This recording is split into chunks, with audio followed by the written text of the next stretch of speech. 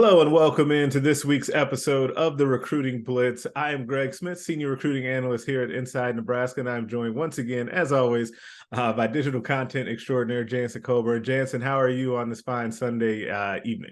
I'm doing well, Greg. How are you? I am well tired, but we're gonna make it through. It's funny. I was saying this to Zach Carpenter, our publisher, earlier. Like night games are great that night, and then the next day hmm they're terrible. And like the longer I do this, the worse they get. So next week being a 2:30 kick will be much preferred. I totally understand why now a lot of people that work in this business prefer 11 a.m. kickoffs. You have to get up early, but you are not there until some ungodly hour. And Yep. then it ended up, but it's not just the fault of the game though. I should, in full disclosure, like that Colorado State double overtime game Oh my that God. most of us stayed up to then watch after that was not a good idea either, because I, like most people, stayed up to watch that.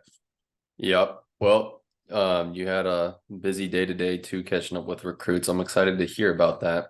I did. But let's circle back to Saturday, and I'm not going to ask you every name of every recruit that was there because I think we'd be on Thank here you. for 3 hours trying to sift through Right. them all. But there were a lot of guys there. From all recruiting cycles too. It was a good Mhm. mix of guys.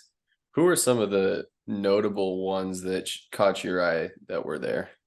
Yeah, I mean, I think we have to start by law with Brandon Baker, the Rivals 100 offensive tackle from California. He was there. We saw him out there on the field and on the sidelines, and it was really Couldn't miss him. interesting. Yeah, you couldn't miss him, and the reason you couldn't miss him is because there was never a time where he wasn't surrounded by people. Right now, he had his family was there. I think maybe his parents and then like a couple of siblings, I believe it was, that were there. Don't quote me on that, but it was at least four family members that were with him. Then everywhere he went, there was some sort of Nebraska staffer that was attached to him, whether it was CJ Cavazos, Omar Hales, Keith Williams, who has become a really integral part of what they do in the recruiting operation. You saw Vince Ginta, Ryan Callahan, all of those guys were around. Zach and I Then joke because he had an entourage of cheerleaders following him around everywhere he was going to. there was there was that too. Like I have a bunch of photos of it, and I didn't really realize that because so much was going on until today when I was looking back through the photos, is that they were also always around and kind of hanging out. So that was kind of fun. Then if none of those folks were around, there was either a current player or another recruit that was also with him to talk to him. I think all of that is very much on purpose. It is all designed to let him know that he's very much wanted and needed in Lincoln, Nebraska, and on that offensive line next year. We'll see. I expect it to be fairly quiet on what you hear from him. It'll be difficult to kind of get comments, because not just because it's always difficult to get it out of those highly rated guys. He's also got a decision coming up, right? Like Nebraska was going to be his last visit, and it still should be, before his September 24th commitment announcement. So because that's coming up, he's going in decision mode. I'd be surprised if you hear much out of him. We will continue to try, of course. But that's kind of the headliner, and rightfully so. That was a big deal. I think that Caleb Benning being back on campus for the 2024 class, the Omaha West Side two-way standout, that was good. Seeing him back around a lot of the commits than the other recruits is always good. And I have a story up on Inside Nebraska with him kind of talking about flipping that switch between competing with some of those guys on Friday night and beating them because they're really good, and then flipping it to actually like talking to them as potential future teammates. So be sure to pop over there and check that out, and a lot more about that. And we'll circle back to Caleb in a bit. But there were just a lot of guys on campus yesterday that I think are really important. Jack Lang, an offensive lineman, a 2025 offensive lineman out of Missouri, who is 6'8", 270 pounds, and he is all of 6'8", 270 when you see him on the sideline. He actually spent a lot of time with Brandon Baker yesterday on the sideline. I talked to Jack about that, and he said he loved spending time with Brandon. He thought that he was a great guy. Hope to see him again. And he told me, and I should probably actually pull up this quote because it's one of the better quotes. Let's see if I can. Here it is. So I asked him, kind of, after getting to see Nebraska and its program up close, if he could picture himself being a part of that. And this is his exact quote, "I can absolutely see myself being part of this team, and they see me being a big part of it in the future." For an offensive lineman from Missouri, a true tackle, that's exactly what you want to hear. That hit a lot of check marks for Nebraska fans listening and watching this. So hearing that from Jack Lang is really good. Alex Mansky, the 2025 priority quarterback, who I do believe still is their number one quarterback target, he was back in town. I spoke with him as well just a little while ago. That story, as of recording right now, is not live, but when this goes live, it should be. The magic of kind of digital media. And he was really impressed with everything that he saw. And I actually talked to him about something that you usually would not talk to a quarterback about, which is actually the run game, and how excited he was to see that. And he actually A gave a lot really of it. good answer. Yeah, he gave a really good answer about that because he said that, hey, listen, yeah, I'm a quarterback. Quarterbacks want to sling it around. But seeing that run game, especially in the fourth quarter, he said was really exciting because all that's going to do is loosen things up for him or the other quarterbacks with play action and to just be able to throw the ball normally as well. So that was kind of interesting that he picked up on that, as I think most quarterbacks probably would, but they would admit that they want to sling the ball around. All in all, it was a great weekend for Nebraska on the recruiting front. The defensive recruits, I probably should not have gone this long without saying this. The defensive recruits could not be more excited about what's happening down with Tony White's defense. Yeah, and for very good reason. Tyson Terry had some great quotes about that. Caden Vermas did as well. Yeah, they're really excited about what's going on that defense. Yeah, one of the guys that I thought he's in an interesting situation. Anthony Rezac was one of the guys that was there. You got to talk to him.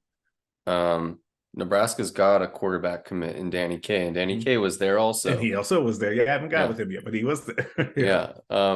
I believe Anthony's head coach said that he believed Anthony's the best quarterback in the state of Nebraska right now, and he's definitely playing like it, and you would agree.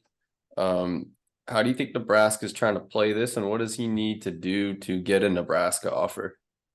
Man, it's such a fascinating situation because what you just said is so it's unique and it's difficult and it can be tricky, right? If you've already got your quarterback, there was so much made of them landing Danny Kaelin over the offseason. He has been such a huge part of kickstarting that recruiting class and having it be where it is right now with Carter Nelson and some of those other guys, right? And so that's really tricky. But Anthony Rezac has been playing amazing football this season as a senior. I think he might be leading Class A in total offense.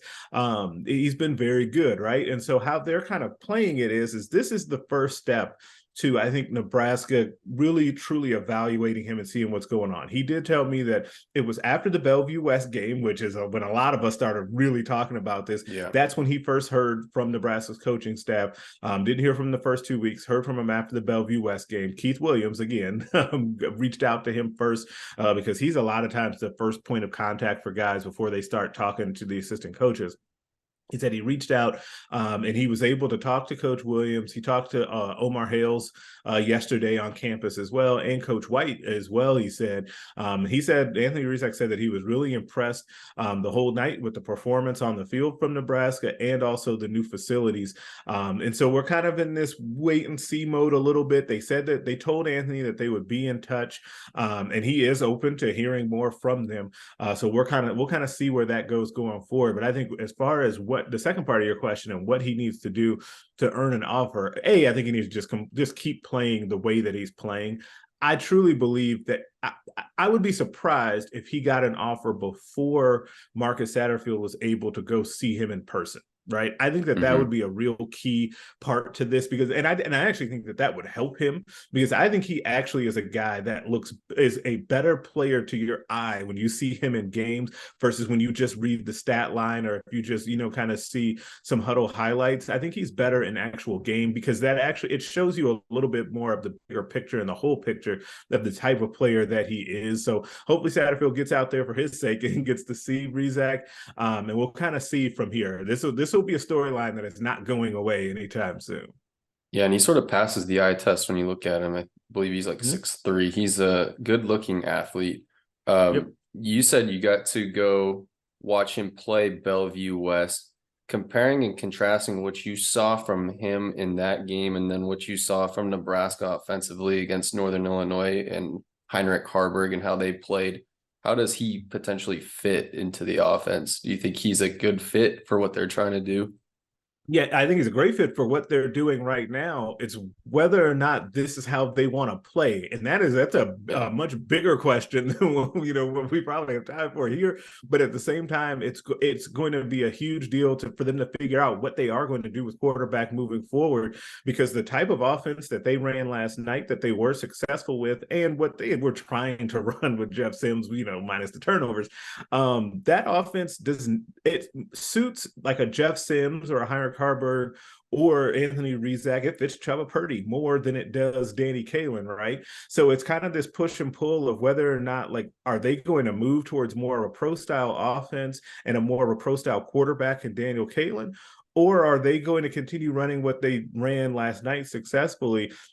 I don't know. Like, that's $1 million question, and a question that will maybe determine like kind of the future of what this offense really looks like and how successful it is. Because in the short term, it's actually easier, I think, to have a guy that can run a little bit more, that can kind of mask your offensive line deficiencies as you get that up and running.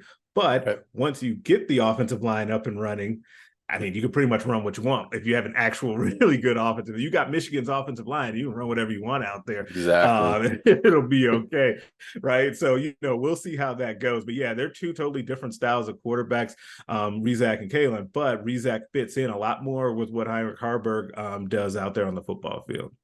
Yeah, that'll be very interesting to keep an eye on, see how that develops. But I want to talk about his teammate, Caleb Benning, who was on a visit also, and you got to talk to him, and it seems like at least the last time he talked about a decision, he was going to wait till the end of the season, and now it seems like he's got a timeline and he knows what he's going to do. So what did you hear from him? What is his timeline on his decision, and what were his takeaways from his visit? Yeah, I think I'll start with the takeaways. His takeaways were very positive. Like, I think that one of the things that you and I were talking about kind of off pod is that Caleb Benning and this staff are just a match made in heaven. Like, I truly believe that. Like, the way that they've recruited him, and with more substance than style, I think is really beneficial, and it's really just struck a nerve with Caleb. I think that the consistent communication, and then being able to kind of get on the whiteboard and talk ball with him. I think that he loves stuff like that. Evan Cooper is great with that. And so is Tony White, right? And Matt Rule, we know, can talk ball all day long. So that just works, right? Then for him to hear about all the things that they're going to try and do, and then to see it in these games the first few weeks, culminating last night with a great dominating defensive performance. Like, you just couldn't ask for a better script to then be able to pitch defensive players. Like, every defensive player I've talked to today has talked about how exciting it looks to play in this defense and how fun it looks to play for Tony White, and how the coaching staff is great at connecting. Like, and Caleb was no different. And so to hear that from him, like, again, I just feel like that's a really good match. And he said that he's really getting comfortable with the different recruits that are also in the class already, and the guys that are also being recruited. Now, as far as his timeline goes, you're right. He wanted to wait until after the year. Then it was kind of like, maybe I'll move it to mid-season. Now he says it's going to be in a week or two. I think it'll be relatively soon, like he said, a week or two. And I don't think we're going to get, I would say, I'm looking at the date, it's September 17th. I would be surprised if we get out of this month without Caleb Benning being committed. Now, I have a future cast in now for Caleb Benning to commit to Nebraska. I put that in today on our InsideNebraska.com. And the reasons are everything I just laid out. Plus, I just think that if you want a comp, because I do like giving kind of like, hey, he could end up looking like this guy in the defense. I think that the role that Omar Brown is playing on Nebraska's defense is perfectly 100% suited for Caleb Benning. I think he would play that role really well. He could be a guy that plays on special teams for you early on as well. And be a guy that would be a future leader of the team. I think that he's really a good player that Nebraska needs to keep home, and I think that they're on their way to doing that. All right, well then I might have to get my commitment graphic stuff brushed up and ready to go. We'll see. Has it been a while? When was the last time I want to say it was Preston Talmua back in August or July, yeah, it maybe had the to last be. commit. Because yeah, it's definitely It's been a while. I'm gonna yeah, pull it right now because it's yeah, it was pressing in July. July 17th was the yeah, last commitment. Which after that June, it feels like, man, what's wrong with them? Why don't they have any more yeah. commitments? But more are coming. But space is definitely limited in this class though, because that will come up as well. There's only going to be a handful, maybe like less than a handful of guys left that get in the class. One that I definitely want to, before we get out, I definitely want to mention this. I didn't mention him in recruits that were here this weekend that we need to know about. Jayshon Ross, the four-star Yep. defensive end out of Kansas City, was also tight end commit Keelan Smith's teammate. He was in town this weekend, playing phone tag with him. I haven't gotten up with him yet, but he's an impressive looking kid. You saw him down there on the sidelines. You see him, you're like, okay, that's a kid that Terrence He looked Knight like can he was use having a off the good edge. time posing for Oh your yeah, he photos was. and everything. He definitely was having a good time. He's one of those kids that, like, especially it's fun when defensive guys are like that, especially like front seven defensive guys are really fun like that and like to find the camera. So yeah, he's a really talented player. It'll be interesting to see if Nebraska stays in the mix with him and where his recruitment goes from here. But getting him on campus is a really good deal. All right, last one for you. Any recruits that you talked to, just anything stand out besides what we've already touched on? Oh, I think the one guy to mention that I spoke with a little bit, CJ Simon is a 2025 wide receiver out of Oklahoma. I want to say, yeah, Oklahoma City, that was back on campus. And he's been here a few times now under Matt Rule, kind of under the radar. And he had another really good visit, had good things to say about Garrett McGuire. I'm still kind of working on getting the full interview with him as we kind of got interrupted. But he's one to definitely know and kind of put that name in your back pocket, CJ Simon, because he'll be a guy that we're hearing a lot about in the coming year. All right, good deal.